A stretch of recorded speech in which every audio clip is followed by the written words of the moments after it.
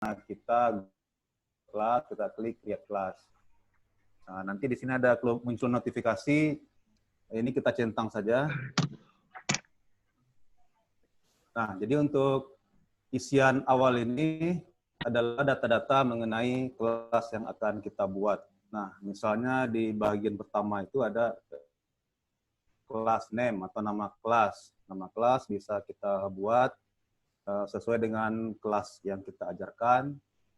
Namun dalam isian ini tidak ada aturan baku. Jadi kita bisa men-setting nama-nama atau isian-isian ini sesuai dengan kebutuhan kita. Misalnya saya buat misalnya kelas 12 misalnya, 12 IPS atau mungkin IIS bisa disesuaikan. Kemudian sectionnya saya buat di sini PJJ, subjek, saya isikan dengan mapel saya karena saya ngajar sosiologi, saya isikan sosiologi. Kemudian room, nah, room biasanya kita isikan nama guru.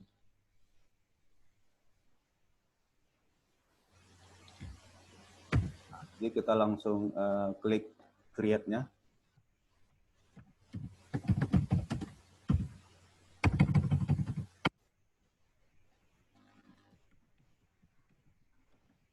Nah, jadi ini tampilan halaman depan dari kelas kita.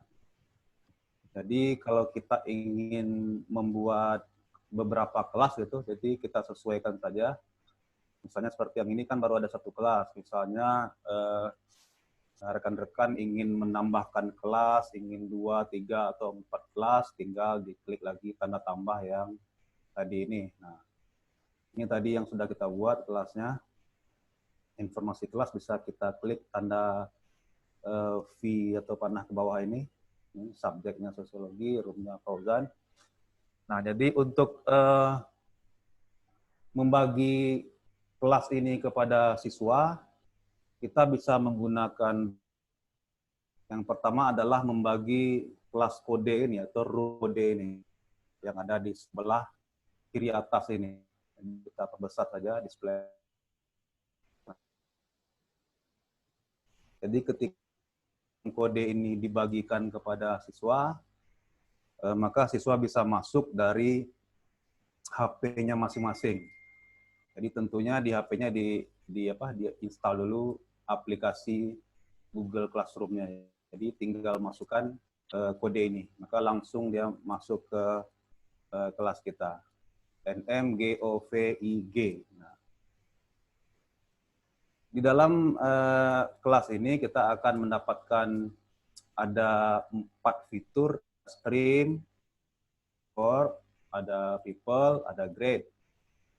Kalau yang stream adalah informasi awal tentang kelas. Jadi semacam tampak depannya lah, tampak depan sebuah kelas kita. Nah, karena kelas kita ini belum ada isinya, maka tampilannya ya seperti ini, tidak ada apa-apa isinya, masih kosong seperti ini. Belum ada notifikasi dan segala macamnya. Nah, kita akan isi nanti di fitur classwork. Nah, di sini. Isi di sini. Kemudian yang fitur berikutnya adalah people. People ini adalah untuk melihat guru dan siswanya. Nah, misalnya ini ada satu guru, Fauzan. Nah, kalau kita misalnya ingin berkolaborasi, misalnya kita ingin berkolaborasi dengan guru lain, kita tinggal menambahkan di invite ini, invite yang ada di kanan atas ini. Nah, seperti ini. Jadi kita tinggal mengetikkan email dari teman kita, maka dia akan masuk ke kelas ini. Kemudian untuk siswa, kita selain dengan cara yang tadi di awal, kita juga bisa menggunakan invite melalui email. Caranya sama dengan yang tadi invite oleh guru, kita tinggal klik gambar orang dengan tambah ini. Nah, kita ketikkanlah email mereka di sini, maka dia otomatis akan di-invite untuk join di kelas ini. Nah, itu yang fitur yang ketiganya. Sedangkan yang keempat ini grade. Nah, grade ini masih kosong karena memang belum ada siswanya. Kalau seandainya nanti ada siswanya, maka grade ini tampilannya lebih kurang mirip dengan Excel. Jadi lebih kurang mirip dengan Excel. Bedanya adalah kotak-kotaknya atau kolom-kolomnya agak lebih besar. Nah, jadi nanti grade itu akan seperti itu munculnya. Nah, sekarang kita akan mencoba untuk mengisi kelas. Jadi kita isi di ini aplikasi, jadi fiturnya Classwork. Nah, seperti ini. Jadi pertama-tama kita klik dulu create ini yang ada tanda tambah. Nah, kira-kira seperti ini. Untuk mengisi kelas kita diberikan beberapa pilihan. Bisa ada topik, ada material, ada reuse post, ada question, ada quiz assignment, ada assignment. Nah, jadi langkah awalnya ini bertujuan adalah supaya isi kelas ini bisa ditata dengan rapi, jadi dia tidak berantakan. Nah, caranya pertama kita klik topik, jadi kita isikan dulu topik apa yang akan kita ajarkan di atau yang akan kita lakukan di kelas ini. Misalnya topik adalah tentang modernisasi misalnya. Sesuai dengan topik-topik akan kita angkat di kelas ini. Pertama misalnya saya contohkan topiknya modernisasi. Kita add. Nah, jadi topik modernisasi sudah muncul di kelas kita. Kalau seandainya kita menambahkan topik lagi, kita bisa kembali ke cara yang tadi, create, kemudian kita tambahkan topiknya, misalnya globalisasi misalnya. Nah, kita add lagi, nah, maka kita sudah punya dua buah topik. Nah, topik ini bisa kita geser-geser mau ke bawah atau mau ke atas, yang mana duluan, nah seperti itu. Nah, topik-topik ini masih kosong, belum ada isinya. Sekarang kita coba mengisinya dengan materi misalnya. Jadi kita pilih ini material. Nah, material. Kita pilih materialnya, misalnya title-nya adalah kita ingin anak-anak itu misalnya menyaksikan sebuah video misalnya.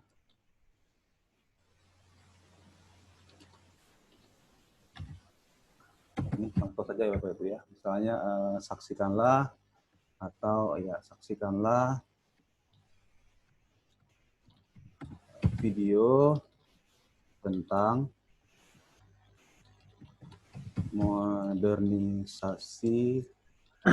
berikut ini misalnya. Jadi videonya bisa kita add ya Bapak Ibu ya, kita add. Jadi ada dua pilihan, ada yang create, ada yang add. Karena dia berbentuk video, kita add saja. Add-nya bisa melalui Google Drive, bisa dengan link, bisa dengan file, bisa juga dengan YouTube. Nah, kita coba ambil videonya melalui akun YouTube. Misalnya seperti ini.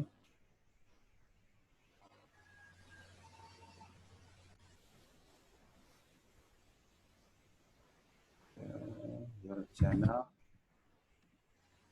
Nah, jadi di sini ada satu video tentang modernisasi. Jadi kita tinggal kopas ini, kopas linknya. Kita kopas linknya ke kelas kita tadi.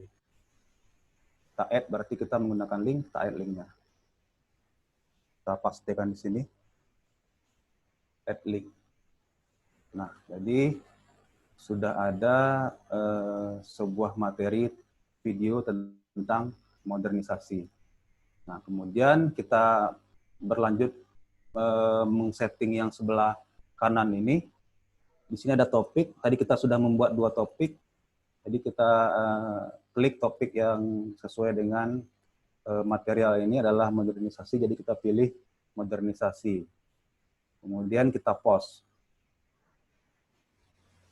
Nah, jadi di topik modernisasi ini sudah ada sebuah video misalnya.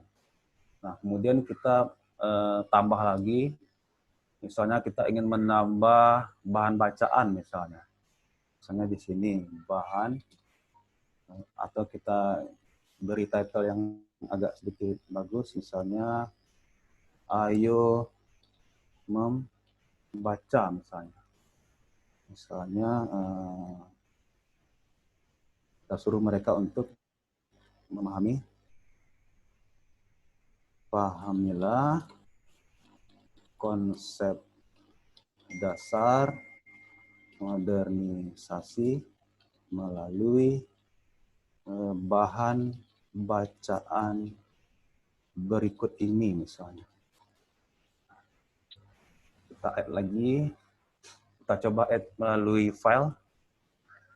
Nah, contohnya seperti ini. Kita ambil file di laptop saya, misalnya ada tentang modernisasi. Nah, kita upload. Nah, maka muncul satu lagi materi modernisasi berupa bahan bacaan. Nah, kita kembali klik topiknya, modernisasi, kemudian kita post. Nah, maka sudah ada dua isian di topik modernisasi ini, ada bahan bacaannya, ada videonya. Jadi ini bisa kita sesuaikan dengan kebutuhan.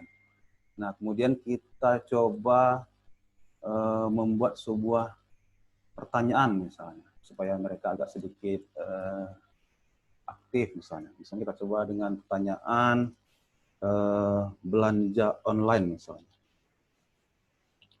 Belanja online. Kemudian kita kasih pertanyaan, bagaimana menurut Anda keterkaitan belanja online dengan modernisasi misalnya. Ini bisa kita coba. Nah, kita kembali ke sebelah kanan ini, kita pilih topiknya modernisasi, kemudian untuk yang fitur question ini kita bisa men-setting waktunya, misalnya mau hari apa sampai kapan misalnya, atau mungkin kita kasih waktu 1 minggu misalnya. Kita bisa setting di sini, kemudian kita kita tanyakan. Nah, jadi sudah ada 3 bahan di sini. Kalau kita mau lanjut, boleh kita lanjutkan. Misalnya kita mencoba untuk memberikan tugas misalnya. Nah, tugasnya misalnya membuat project video pendek misalnya. Video pendek. Nah, kita kasih instruksi misalnya buatlah video pendek tentang modernisasi di misalnya terolah keluarga misalnya. Kemudian unggah ke YouTube misalnya. Dan tautkan linknya di tugas misalnya, di tugas. Nah, gitu. Kemudian kita kembali atur topiknya, modernisasi. Jadi topik ini harus kita atur ya Bapak Ibu supaya dia terkotak-kotak ke topik tadi, supaya dia tidak kemana-mana. Kemudian date-nya kita kasih waktu misalnya 1 minggu. Kemudian poinnya 100 kita time.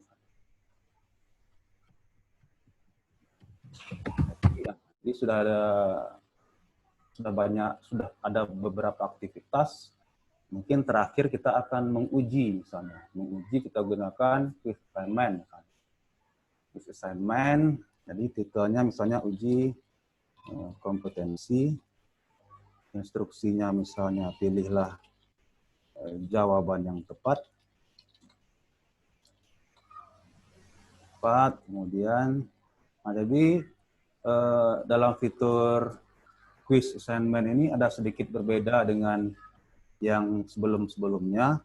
Kita akan diberikan sebuah Google Form blank quiz. Jadi sudah ada formnya seperti ini. Ini formnya sama dengan ketika kita menggunakan ujian berbasis Google Drive menggunakan Google Form. Nah, ini dia sama saja seperti ini. Jadi kita klikkan title-nya, misalnya nama dulu, misalnya nama. Kemudian judulnya misalnya uji kompetensi. Kemudian di sini juga uji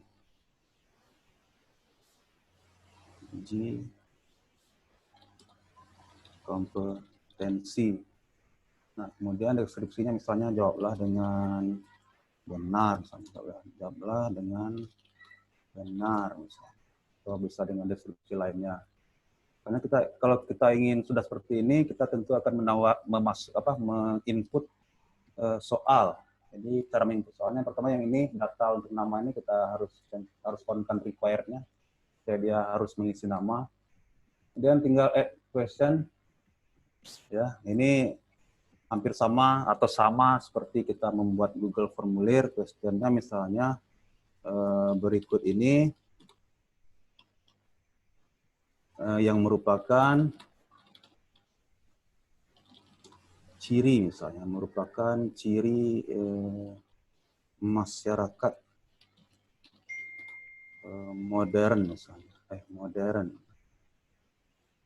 Kemudian kita kasih optionnya, yang pertama adalah misalnya terbuka terhadap perubahan. Option keduanya misalnya berpegang teguh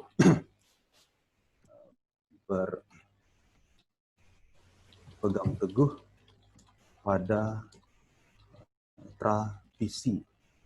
Kemudian yang ketiga misalnya menggunakan teknologi sederhana, misalnya sederhana. Kemudian yang keempat misalnya opsinya adalah cenderung curiga.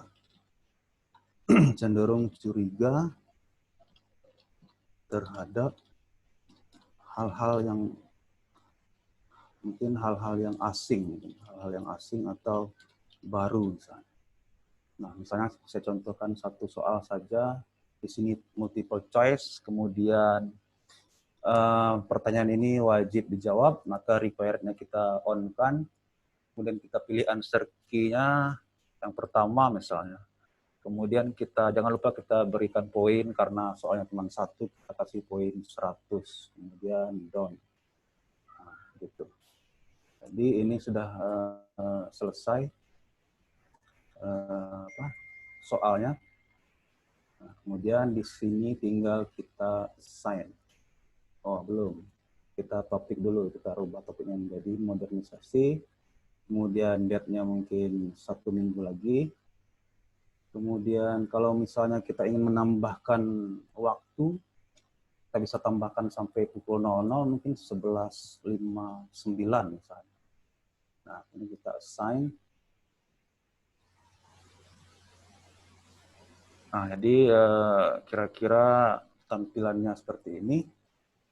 Yang tampilan ini bisa kita setting, misalnya di awal mereka kita suruh dulu menonton video, kemudian kita arahkan untuk membaca, kemudian kita arahkan untuk sebuah pertanyaan tentang belanja online, kemudian baru mereka mengerjakan proyek, baru terakhir uji kompetensi. Jadi ini salah satu, ini hanya contoh ya teman-teman ya. Kita bisa mendesainnya sesuai dengan kebutuhan kita. Kemudian kalau kita kembali ke halaman depan tadi, stream ini, maka di sini sudah muncul classwork yang tadi kita desain. Nah, seperti ini.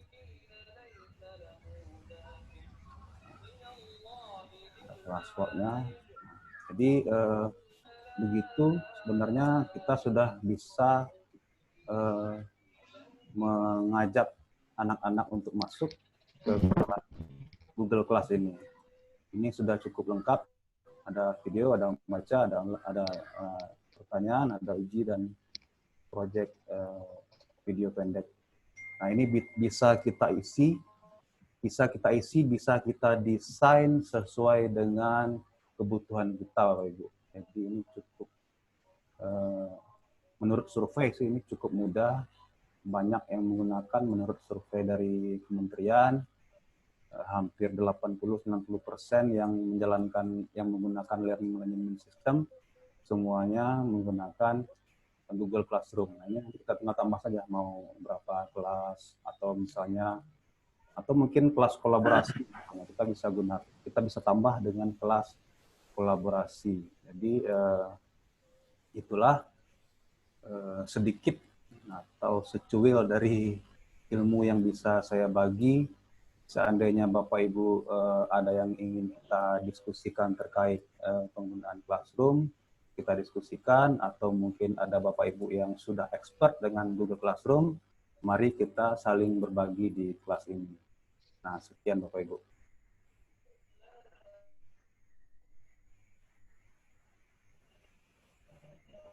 Pak Khairi masih di sini? Iya, Bang.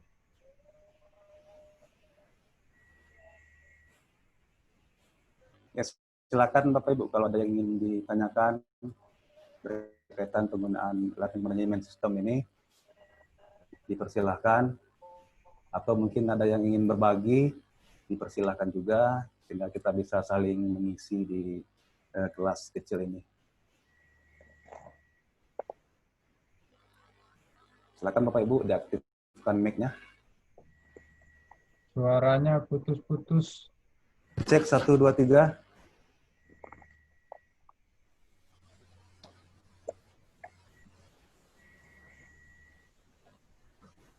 Suara saya cukup jelas Bapak Ibu ya? Pak, saya mau tanya dikit Pak. Ya, Pak Bujang Muhammad ya. Ya, Pak Bujang, silakan Pak Bujang. Ya, Assalamualaikum warahmatullahi wabarakatuh. Waalaikumsalam warahmatullahi wabarakatuh. Sebenarnya saya pernah apalah dengan Google Classroom.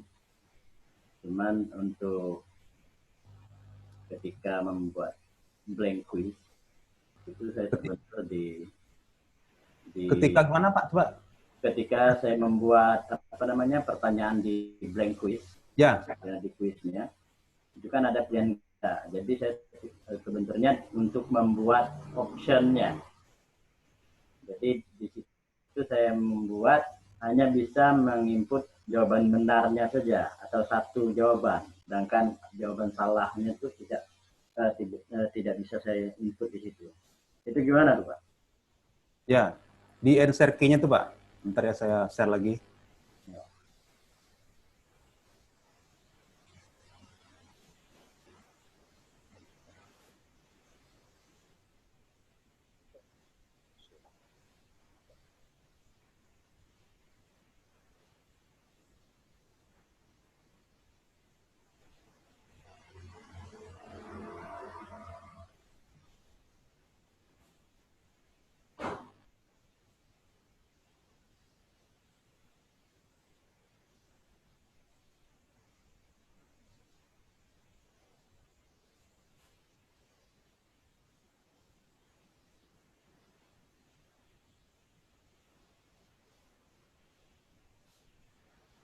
Nah, ini kan contoh soal.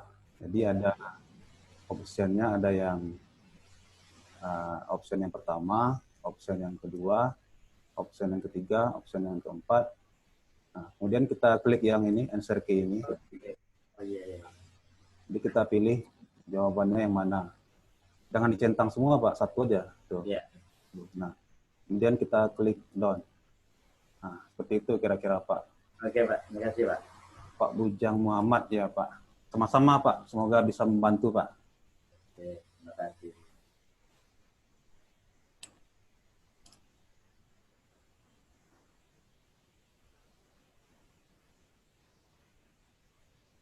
Mungkin Bapak Ibu yang lain pernah menggunakan atau pernah mendesain, mungkin bisa lebih baik dari yang saya desain. Silahkan kita sharing di sini, tidak apa-apa Ibu.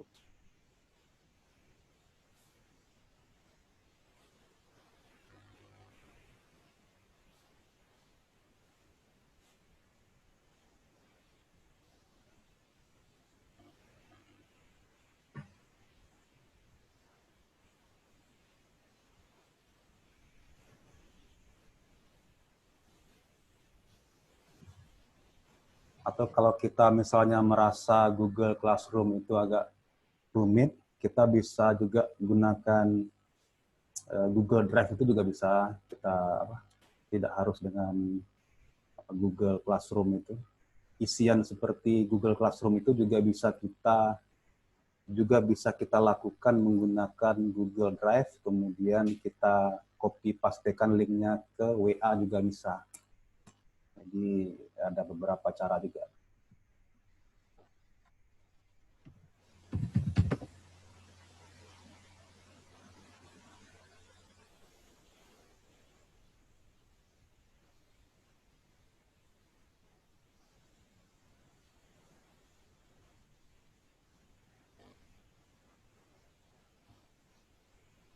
Atau kalau Bapak Ibu ingin kolaborasi menggunakan PowerPoint, misalnya supaya jangan kita ada yang bikin PowerPoint misalnya kan, kita juga bisa gunakan Google Drive. Di Google Drive itu juga bisa melalui Classroom juga bisa. Itu pakai fitur Google Slide. Kemudian kita invite lewat email rekan-rekan kita bisa juga.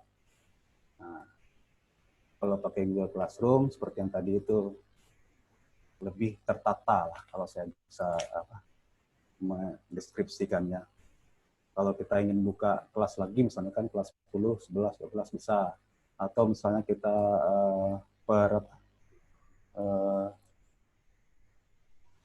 tidak hanya kelas, mungkin langsung dengan materinya juga bisa. Ini kayaknya kita sudah kehabisan waktu, sudah ada notifikasinya muncul di Zoom. Mari kita beralih dulu ke kelas besar kita.